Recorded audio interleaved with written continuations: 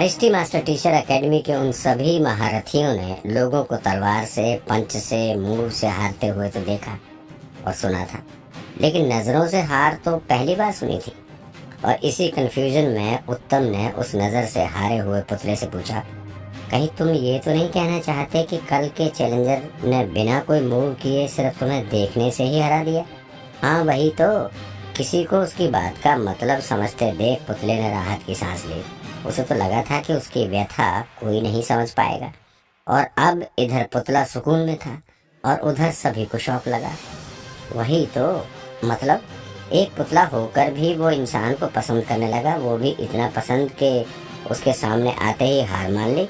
ये भूल कर के तुम पहले लेवल के रक्षक हो, मास्टर विपिन पसंद है भी तो भी कम से कम प्रोफेशनल लाइन को बनाकर रखते। पहले ही नजर में इतना भी क्या कि बिना लड़े खुद ही हार गए। अगर ऐसा ही चलता रहा और तुम लोगों पर फिदा होते रहे तो लोग टेस्ट कैसे देंगे? खैर, बाकी सभी लोग भले ही पुतले की बेवकूफ़ी पर सिर हिला रहे थे, लेकिन उत्तम इस मामले को अलग ही नजरिए से देख रहा था। उसने पुतले से पूछा, क्या तुम फिर से बता सकते हो कि लड़ाई में क्या हुआ था? हाँ, किसी को पहल करते देख पुतले ने तुरंत कहा और सब कुछ बता दिया। कल विपिन के आते ही पुतले ने उस पर अटैक करने की कोशिश की, लेकिन जैसे ही उसका पंच विपिन के पास पहुंचा, विपिन हंसा और उसकी आंखों में एक अजीब सी चमक आ गई, जिसे देखकर ना जाने कहां से पुतले को ऐसा डर लगा कि उसने तुरंत अपना हाथ पीछे खींच लिया, जिसका नतीजा ये हुआ कि अचानक से स्पीड बदल जाने पर उसकी खुद की बॉडी पर प्रेशर पड़ गया। वो सामने वाले के कोई मूव किए बिना ही उसकी बॉडी में डैमेज हो गया, वो भी अंदरूनी डैमेज। खैर, वो सभी पुतले की बात सुनकर हक्के बक्के से रह गए, लेकिन फिर अचानक से डिजाइनर स्कूल के हेड के चेहरे का रंग उड़ गया और वो बुदबुदाया। कहीं पुतले के अंदर कोई कमी तो नहीं थी जिसकी वजह से ऐसा हुआ और जिसका पता मास्टर विपिन को चल गया हो? भले ही पुतले दिखने में इंसानों जैसे होते थे, लेकिन थे तो वो मशीन ही, इसलिए सभी का अंदरूनी ढांचा अलग अलग होता था और ऐसा मुमकिन था कि बनाते वक्त उनमें कोई कमी रह गई हो। ऐसे में अगर विपिन ने देखने से ही उसे हरा दिया तो हो सकता था कि उसने देखने भर से ही उसकी सबसे बड़ी कमी को पहचान लिया हो, जिस पर वार करके पुतले को एक ही बारी में हराया जा सकता था।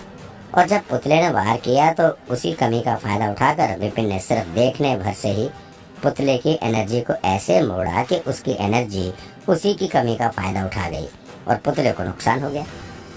हालांकि वो समझ गए थे कि क्या हुआ होगा, लेकिन जानते थे कि ये बात कहने में जितनी आसान लगती थी, करने में थी उतनी ही मुश्किल, क्योंकि ये पुतले ऐसे लड़ते थे जैसे पुराने मजे हुए लड़ाकू हों। तो ऐसे में कोई आम मास्टर टीचर तो इनके सामने टिक भी नहीं सकता था।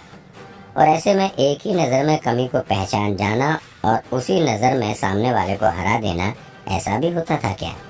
उन्होंने इतने सालों में बड़े बड़े लड़ाकुओं को देखा था, लेकिन ये नज़रों से मारने वाला लड़ाकू तो पहली बार दिखाई दिया था उनको। अगर ये कोई कहानी होती तो वो कभी इस बात पर यकीन ना करते, लेकिन जब सच सामने हो तो झुठलाया भी तो नहीं जा सकता था। हे भगवान, आखिर ऐसी कैसी पार की नज़र थी विपिन के पास? खैर, सदमे में ही सभी लोग दूसरे लेवल पर पहुंचे, जहाँ पुतला जमीन पर उसी हालत में बैठा था जैसे उसे दुनिया छोड़कर जाना हो। पूछने पर पुतले ने बताया, उसने मुझे 2 बार देखा और मैं घायल हो गया। सदमे में ही सब तीसरे लेवल पर भागे, तो वहाँ भी पुतले ने रोते हुए कहा, उसने मुझे 3 बार देखा। अब तो सभी की सोच की हदें पार हो रही थी। एक ट्राइवर्सिंग स्टेज 9 का लड़ाकू किसी हाफ संत एक्सपर्ट को 3 बार देखने से कैसे हरा सकता है? ये कोई मजाक चल रहा था क्या? मतलब ऐसा नहीं था कि उन्होंने विपिन को कभी कमजोर समझा था। वो सभी जानते थे कि विपिन टैलेंटेड था और वो टेस्ट पार कर ही लेगा, लेकिन ऐसे सिर्फ देखने भर से ये कभी नहीं सोचा था। अगर सिर्फ देखने भर से उन पुतलों का दुनिया से विश्वास उठ गया था, तो अगर विपिन मूव करता तो क्या होता? उन्होंने खुद जब ये चैलेंज लिया था तो उनकी एक टांग कब्र में पहुंच गई थी, और विपिन वो तो इसे ऐसे पार कर रहा था जैसे माँ के पेट से प्रैक्टिस करके आया हो। सभी की लुटी पिटी हालत देखकर शंकर बोला, चौथे लेवल का रक्षक इस वाले से ज्यादा ताकतवर है। वैसे तो संत शब्द से जुड़े सारे ही लेवल पावरफुल होते हैं, लेकिन अब से सब कुछ बहुत मुश्किल होने वाला है। मुझे नहीं लगता कि इसके आगे से प्रिंसिपल विपिन सिर्फ नजरों से ही किसी को घायल कर पाएंगे। लगता तो सबको यही था, लेकिन बोलने की हिम्मत किसी में नहीं थी। हिम्मत आती भी कैसे? इतने पावरफुल, एक्सपर्ट और अनुभवी श्रेष्ठ होने के बावजूद विपिन के मामले में उनकी सभी धारणाएं गलत ही साबित होती थी। फिर चाहे वो उसे कितना भी ठीक से आंकने की कोशिश करे, वो हर बार कुछ नया ही शौक लेकर हाजिर हो जाता था। शौक मशीन कहीं का। चलो ऊपर चलते हैं। वैसे भी यहाँ खड़े खड़े सोच कर कुछ समझ तो आने वाला नहीं है।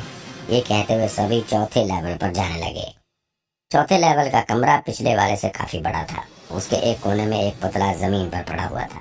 उसका सिर बड़े ही अजीब तरह से मुड़ा हुआ था और उसकी आंखों में अजीब सी खामोशी थी, मानो बेदर्द दुनिया के बारे में सोच रहा हो। उत्तम उसके पास गया और कांपती आवाज में बोला, कहीं तुम्हारा ये हाल प्रिंसिपल विपिन के 4 बार देखने से तो नहीं हुआ? 4 बार देखने से? पुतला लड़खड़ाते हुए खड़ा होने की कोशिश करने लगा। फिर शर्म से सिर झुकाते हुए बोला, उसने मुझे ठीक से देखा ही नहीं, बस एक झलक देखकर कहा लेट जाओ, और मेरे साथ ऐसा हो गया। एक झलक में कहा लेट जाओ। इस बार सब और कंफ्यूज हो गए। पिछले लेवल में कम से कम विपिन ने पुतलों को देखा और उनकी कमी जानने के बाद उन्हें डराकर हारने पर मजबूर कर दिया। माना कि ये सुनने में कुछ अजीब है, लेकिन कम से कम सोचा या माना तो जा सकता है। पर ये क्या है? उसने कहा लेट जाओ और तुम लेट गए। क्यों? लेट कर कौन सी रक्षा करने वाले थे तुम? सब कंफ्यूजन में सिर खुजला रहे थे कि तभी अचानक से कौस्तुभ को एक ख्याल आया और वो बोला, एक मिनट, कहीं मास्टर विपिन ने अपनी आवाज में म्यूजिकल धुन का इस्तेमाल तो नहीं किया? किसी हाफसंत पुतले को सिर्फ एक लाइन में लिटा देने का काम सिर्फ म्यूजिक मास्टर की टेक्निक से ही हो सकता था। और बस कौस्तुभ को बात पकड़ते देख पुतला रो दिया।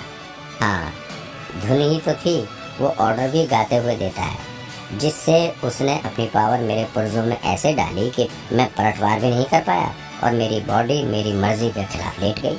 पुर्जों पर पावर डाली। उत्तम कंफ्यूज हो गया और फिर बोला, हमें तो लगा था कि म्यूजिक मास्टर आत्माओं पर असर डालकर हमला करते हैं, जबकि पुतले में तो आत्मा होती ही नहीं है। तो फिर उसने तुम पर कैसे हमला कर दिया?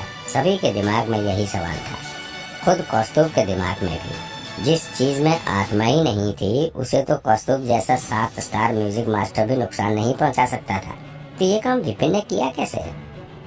इस सवाल पर तो पुतले की आंखों में खौफ वापस आ गया। उसने कहा, उसकी आवाज मेरी आत्मा नहीं मेरी बॉडी पर असर डाल रही थी।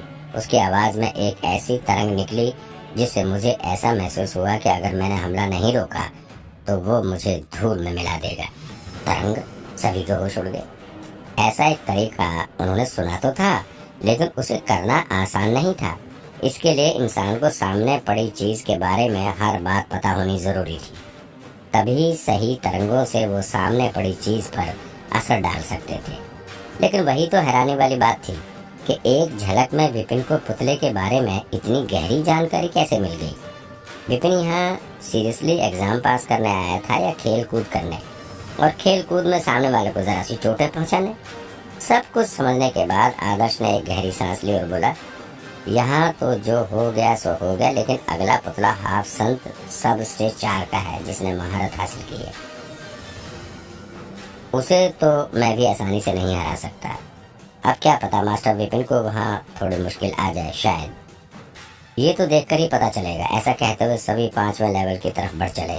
5वें लेवल पर भी उन्होंने चौथे लेवल की ही तरह पुतले को एक कोने में पड़ा देखा, लेकिन ये पुतला बीच बीच में हिल रहा था, मानो उसे दौरे पड़ रहे हैं। भागकर डिजाइनर स्कूल का हेड उसके पास गया और पूछने लगा, तुम्हारे साथ क्या हुआ? पुतला उदासी से बोला, वो आदमी, उसने मुझे 2 बार लेटने के लिए कहा। पहली बार मैं खड़ा रहा और मैंने उसे रोकने की कोशिश की, लेकिन दूसरी बार में मेरी ये हालत हो गई। 2 कमांड में ही? ये लेवल पिछले वाले से मुश्किल तो था। उन्हें 2 बड़ी कमांड यूज करनी पड़ी, आदर्श ने कहा। जिस पर अंकुर आदर्श का मजाक उड़ाते हुए बोला, मुश्किल? हाँ, बहुत मुश्किल है ना 2 लाइन बोलना। पहली बार बोला लेट जाओ और दूसरी बार बोला लेट जाओ, पर तीसरी बार आवाज निकालना कितना मुश्किल है ना?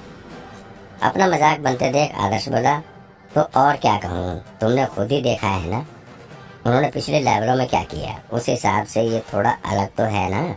इस पर अंकुर बोला, हाँ, इस हिसाब से तो अगले लेवल पर उन्हें 3 कमांड की जरूरत पड़नी चाहिए। मतलब लोग 6ठे लेवल तक आते आते कब्र में पहुंच जाते हैं। और मास्टर विपिन को पूरी 6 लाइन बोलनी पड़ रही है ना। पर आदर्श की बोलती बंद होगी, वो बोलता भी क्या, विपिन के कारनामे ही ऐसे थे। और फिर ऐसे ही मजाक करते हुए सब छठे लेवल की तरफ भागे, ये देखने के लिए कि विपिन ने वहाँ क्या गुल खिलाए थे। छठा लेवल पिछले लेवल से अलग था। यहाँ दीवारों पर कई फॉर्मेशन लगी हुई थी। राइजिंग संत की लड़ाई अपने आसपास बहुत डैमेज कर सकती थी। उसके झटके ही काफ़ी थे किसी आफत को लाने के लिए। इसलिए ज़रूरी था कि जहाँ भी राइजिंग संत की लड़ाई हो वहाँ फॉर्मेशन लगाई जाए ताकि डैमेज न हो। अंदर आते हुए उन्हें लगा था कि पिछले 5 लेवल की ही तरह उन्हें यहाँ भी पुतला लेटा हुआ मिलेगा और उन्हें एक पुतला ज़मीन पर मिला भी, लेकिन ऐसी हालत में कि उनके रोंगटे खड़े हो गए। पुतले को देखकर सब बोले, इस लेवल का रक्षक ऐसा कैसे हो गया? पता नहीं, मुझे तो पुतला और ताकतवर लग रहा है। पर ऐसा कैसे मुमकिन है? पुतले की ताकत तो फिक्स रहती है ना, तो उसका लेवल कैसे बढ़ सकता है? नज़र तो सभी को साफ साफ आ रहा था कि पुतले का लेवल बढ़ा था, लेकिन क्यों और कैसे? पुतले मशीन होते थे, भले ही उनमें समझ होती थी, लेकिन थे तो वो मशीन ही ना, और मशीन भला ध्यान कैसे लगा सकती है? तब सभी के दिमाग में एक सवाल आया, कहीं इसने प्रिंसिपल विपिन को मार तो नहीं दिया?